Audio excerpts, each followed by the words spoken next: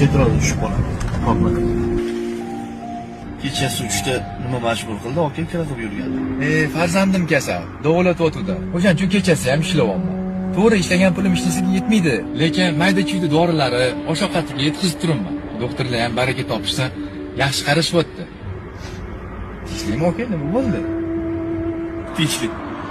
Men o'zi aslida o'zimga to'q odamman. Meni ham farzandim kasal.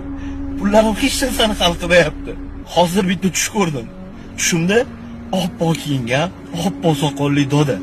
Sani bolang tuzaladi dedilar. Qachonki kimgadir yuragidan yaxshilik qilsang, ehson qilsang dedilar. Men shuncha boylik to'planman-u, biron marta ehson qilmanmi? Alloh shifo bersin aka.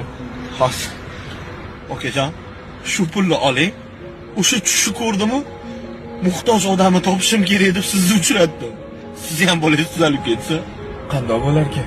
Shu pulga muhtojman-u, odam olishga xijolat. oling aka.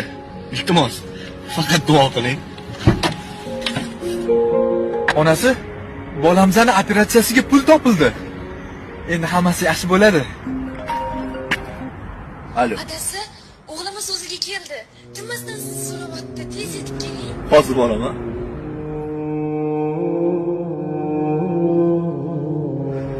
O'zingga shukr.